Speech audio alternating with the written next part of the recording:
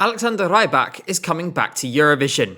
Again. It has been 17 years since Fairy Tale blew everyone away in 2009, and 8 years since That's How You Write a Song somehow won a semi-final at Eurovision 2018. For whatever reason, we seem to be doing this again. Unfortunately, just like almost every other element of this year's Norwegian selection Melody Grand Prix, it's extremely underwhelming. Made more so by the late withdrawal of the guys who gave us What Does the Fox Say from contention. More on that in a bit. This selection hasn't happened yet, but it needs an autopsy already because something isn't working in my opinion. In my view, this is one of the weakest fields we've had in Norway in years, and we might be on for a first non-qualification since 2016. We are going to drag ourselves kicking and screaming through some of the 9 songs in this show and see what comes out of them. Just remember, I have to do this because it's my job. You are putting yourself through this willingly. On the subject of full-time jobs, it's time for me to do my usual plugs. You can get videos a day early and get thanked at the end of videos, as well as helping pay my bills if you join the Patreon. There is a link in the description, and you will also find down there the details of my second channel, which will start having videos soon. Now that's out of the way, Norway is a country that has a pretty good reputation, both at a national final level and at a Eurovision level over recent years. Queen of Kings is an obvious highlight, as well as the 2019 televote victory that Kano brought. In the intervening period, they have hit the Eurofan cash pinata for all it's worth, appearing at basically every event with Eurovision slapped on it anywhere on the continent. Norway has been in every single final since 2017, and they've bagged a series of top 10 finishes in the process. That naturally elevates expectations from what you might get for, say, Denmark, and it results in a harder crash when things don't work out. That's likely to be what's happening here. Let's take a quick tour through some of these songs, and we'll end up at the place where all roads in Norway seem to lead to, which is Alexander Rybak and his violin. Let's begin with one of the few people who seems to have understood the assignment, and that is Milo with his song Frankenstein.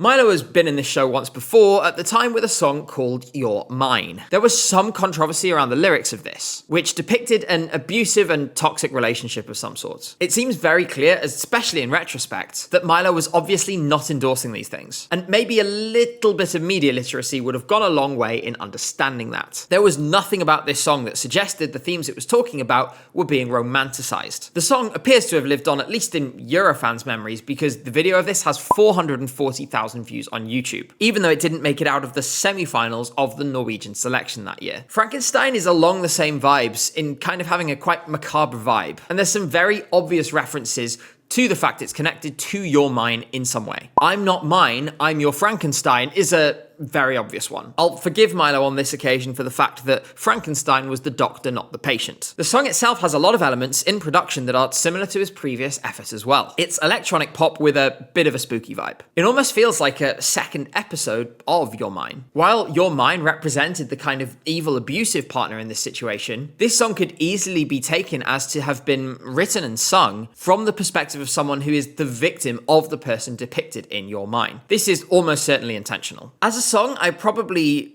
prefer Your Mine slightly, but that doesn't mean that this is bad. It has something which, as you'll see, is not very common in this show this year. That is authenticity and originality. Milo's music is not generally to my taste, but what it is interesting. It has a deeper meaning. And it feels, like I said, like it's authentic for this reason. When he sings about these things, he feels like he's singing from some kind of personal experience. The perspective he's singing from in this song feels like his perspective, and in retrospect, the perspective he's singing from in Your Mine feels a bit like him putting himself in the position of somebody who has done some of these things to him. Overall, this is something I can get on board with because it feels like it actually means something. That makes me respect the song, and it makes me respect Milo more as an artist as well. We're actually painting a picture of something here. That is something that is too often lost, as we're about to discover. I do regret to inform you, therefore, that it's time for things to start going downhill, because there's not much else original to be found in this show. Next up, we have a song that I actually first heard more than a year ago, and I'll explain that in a moment. This won the wildcard round to get into this selection.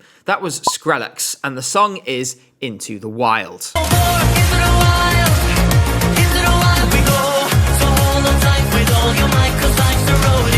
This is a curious one for me because when I heard it, I realized I already knew it from somewhere. Then all of a sudden it clicked. This song, in almost exactly this form, with the only difference being a slight remaster, was entered into the 2025 selection for Eurovision, not for Norway, but for Ireland. To be clear, there's nothing against the rules about this, and often you get this situation where songs that get rejected for one selection get into another. In fact, taking Ireland as an example, Emmy's song Like a Party was rejected by Norway before it ended up there. But given this is exactly the same as the artist-less demo that was entered into that selection, albeit with a small remaster, it doesn't exactly inspire confidence. Don't get me wrong, it's not a bad sounding song. I mean, it's fine, but we've had an ever-lengthening spate of songs that basically all sound the same as others in a similar style before them. The vogue for this in the Nordics, and also for some reason with Georgia in Montenegro, is just making Queen of Kings over and over and over again. Every time I hear an epic synth pop song from Norway in 12/8, it's the same thing again, and the formula is just getting tired now. The performer almost doesn't matter at this point, because the second I hear the same thing for the 476th time in a matter of years, I'm just gonna switch off, and I don't think I'm the only one. If we're going to be making pop like this, at least do something different. And like I said, it doesn't inspire confidence if it couldn't even get into Irish Eurosong. This is emblematic of the situation that MGB finds itself in this year. With the field being so weak, suddenly you end up with things taking on a second life where normally I don't think they would have been able to. The song is fine, there's nothing wrong with it, and I'm sure Skrellex will be able to deliver it live. As well as that, it's been constructed in a slick enough way. But it's not original and it's not competitive in this environment. Next, a word for our current leader on the Eurovision scoreboard app, and also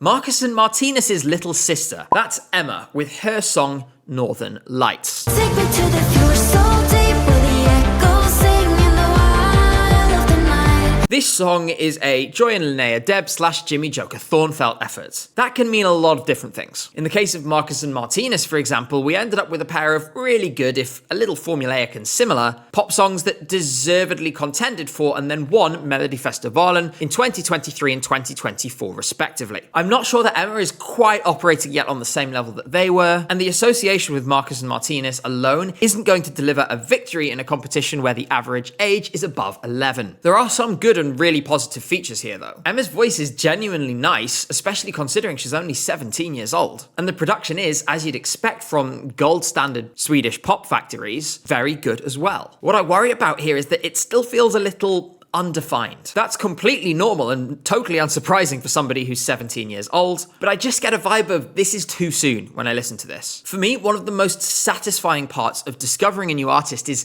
hearing the different influences that have clearly shaped them and their work, as well as looking for the things that distinguish them. Unless you're Kate Bush, this is going to be hard to do when you're 17 years old. And as a result, I'm not sure a defining moment like being your country's flag bearer at Eurovision is something that should be arriving so soon. I just feel like we're not learning anything about Emma here. This happens in Melodifestivalen in Sweden quite often, with very similar songs and other new artists, where there's just not the definition to their work that's going to set them apart in a way that will make it successful. That then leads to the songs and artists in question filling out the lower places in the competition. The USP of a song and an artist cannot be Swedish slick production and staging. It's fine to have that, it's very effective, and it has produced some amazing songs, but only when those things are used as a megaphone to amplify the other positive traits that the artist has. It doesn't matter how good the production is if the underlying package is still something that's really in development. Unfortunately, this is a contender to win, and I say unfortunately because Emma is so talented,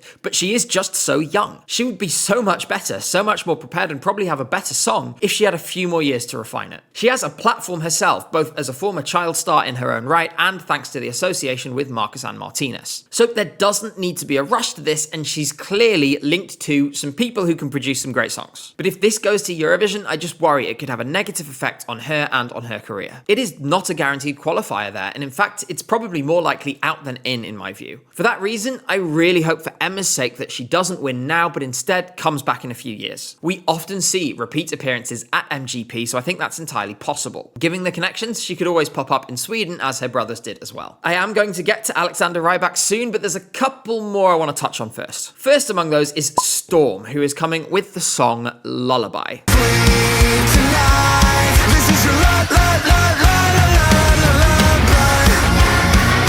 On the basic level, this is the song I probably like most in this show. At the same time, once again, it's just a bit too formulaic in its genre. We've heard a lot of metalcore and similar styles in recent years, and it's stayed at least somewhat relevant in a way that most pop music tends not to. It has more staying power than that. This is a competent effort in that style, and for that reason, I quite like it. But it's missing some of the edge that makes this genre work at this stage. For starters, this is a song that is dying for a satisfying drop in the bridge, but it never comes. Instead, we end up back in the final chorus without the proper punch in the face that this song really needed. I don't really want Green Day from this kind of music, I want Stray from the Path instead. Why is it that the first and only growl in these vocals come in the last 5 seconds of the song? It just needs to be tougher and edgier. If that isn't Storm's style, then that's fine, but it isn't going to quite work for me personally in that case. We've seen with Gorta that there is room in Norway for people to be receptive to metal. That said, Gorta were an extremely unique and already popular group in the country when they entered Melody Grand Prix. I'm not sure that this is going to have the same effect, and while it's probably my favourite of the available options, I don't think I can see a way for it to win. Maybe it'll take the Estonian Olli route and finish second to be remembered fondly after the fact. Just one more to talk about before Rybak now, and that is Silke. She's in the selection with her song Forevermore.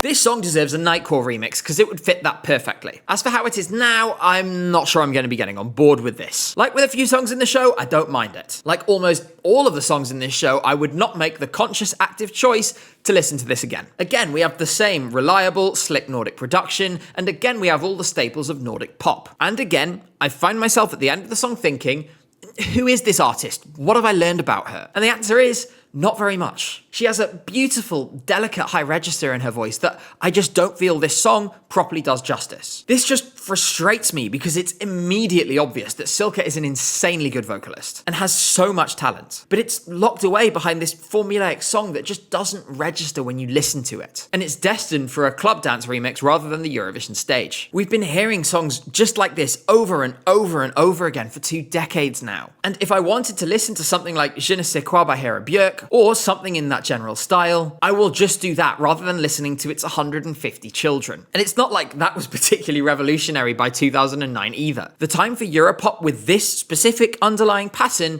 is unfortunately over. I don't want this taken in the wrong way, and I really want to emphasize that I love Silke's voice, but such a gorgeous voice deserves a song that matches it. She could really take our breaths away with the right package around her. This doesn't do that. I feel like I keep saying this, but let's please hope that she comes back with something that allows her to demonstrate just how good she clearly is. Now it's time. I've put him off long enough, and it's time to go to Alexander Rybak with his song Rise. Rise up because you believe. Once upon a time, terrifyingly 17 years ago, Alexander Rybak was the darling of Europe and the record point scorer in Eurovision. Fairy Tale is still an iconic entry and still regularly features in the list of 20 most viewed videos each month on the Eurovision channel. He then came back in 2018 with a song that most Eurovision fans seem to have hated, but still won its semi-final, albeit with a very different outcome in the final where he finished 15th, but that is honestly still pretty respectable for a returning winner. Now he's back for 2026, and to be honest, I have no idea why he's here. Even the launch of the song was weird. At the reveal, rather than getting a snippet of the song like everybody else, he simply teased that it was a song from his new album and invited fans to guess which one. Very obviously, it was the one that was 3 minutes long and therefore met the requirements for being a Eurovision entry. And it's really boring. Rise is a difficult song to analyse because it's a complete nothing burger. There's just nothing about it to hook into, nothing to pull out and point to and say, oh, that's interesting, in the way we've been able to with at least some of the songs in this field. It's just an Alexander Rybak album track. If it was just that and not here, I wouldn't have any problems with it. His voice is the same as always, and I'm sure he'll be the same charming presence that he was on stage before. But this is by far the weakest of his 3 attempts at Eurovision. The lyrics are especially trite, almost landing in the sort of Mons Zelmerlo Revolution territory, and contain the word rise 44 times in 3 minutes. That means that 19.3% of the lyrics to this song are just the word rise. The saddest thing is, this is why I think Norway is going to fail to qualify this year. In this field, I think he's going to end up winning anyway. As a result, this has nothing to offer the contest. Let's not forget that 14 years after victory in the late 90s, Dana International came back to Eurovision and finished 15th in the semi-final. We are further separated from 2009 than Dana International was in 2010 from 1997. Eurovision audiences do not give you a free pass just because you were an iconic previous entry or because you previously won the competition. If it's not good enough, it's not good enough. And the nostalgia factor is not sufficient. I get the impression that Norwegian broadcaster NRK maybe had things go away they didn't want them to. Because of the original 10 that were chosen, only 9 are taking to the stage. Ylvis, of What Does the Fox Say fame, were also meant to be in the show as the 10th entry, but they withdrew in protest at Israel's continued participation in Eurovision. The boycott movement targeting Eurovision has been especially effective in Norway, and there are a very large number of artists who, very understandably, do not want to be involved at all with Eurovision right now. In fact, one of the artists in the wildcard round withdrew midway through for precisely this reason. Given Ylvis's stature in Norway and the nature of their back catalogue, I think it's very likely we would have had a serious contender there, and probably something that would have had the cultural relevance and pulling power to defeat the nostalgia factor of Rybak. With them gone, we don't, and the rest of the field just doesn't have the presence to beat him. This is what we're getting, and I hope I'm wrong, and maybe he'll flop and I'll be a happy man with egg on his face, because if he does end up at Eurovision, it's not going to qualify. Overall, this is a massive disappointment of a show from Norway and a second year of NGP beset with problems. We've talked before about last-minute withdrawals from last year's competition, where Angelina Jordan was clearly marked out as someone who was meant to be a highlight of the show, and we've ended up in the same position this year with too many eggs in the Ylvis basket amidst a backdrop of weakness. Casting our minds back to the period before 2025, I really felt there was so much more depth in this show. Now we have things like this in the wildcard round. Oh, and also this. I like my pajamas, you like my pajamas, we like your pajamas, I'm sleepy. I like my pajamas. You like my pajamas. We like your pajamas. I'm sleepy. That nearly made it to the final of the show. Seriously though, I think a period of reevaluation is required both from the song selection side, but also from the song production side is needed as well. And that's where we turn to Norway's songwriting camps. These have, in the past, produced a lot of really good songs, helped artists launch careers, and formed a really important part of the Nordic pop ecosystem. I know a bunch of people who've gotten their break via these camps, and they remain an invaluable part of that scene. This year, what we've ended up in the show with, though, demonstrates that something isn't quite working properly. I don't have an answer to this, but I think everyone involved, when they took an honest look at this show, is going to have every bit as much of a concern around the quality that's been provided as I do. This just isn't good enough from a country where the bar is so high. In addition to that, we shouldn't forget that the longtime director of this show, Stig Karlsson, departed during last year's season after songs were selected. And there will naturally be a transition period after that, but right now things just aren't right. With this, we come to a disappointing end and a likely first non-qualification in a decade. Milo or Storm are probably the only options that will help avoid that fate, but sadly, I don't think that those are the choices that Norway is going to make. We'll have our Rybak again, we'll not enjoy it, and will not qualify as a result. As always, thank you for watching, and I hope you enjoyed what was essentially an autopsy, in stark contrast to the victory lap that Finland took just a few days ago on this channel. You can watch that now as well if you like, because we are done for today. Seriously, I think that's a good one. I'm really proud of it, and I would love it if you went and gave it a watch. For now though, take care, and I'll see you again very soon.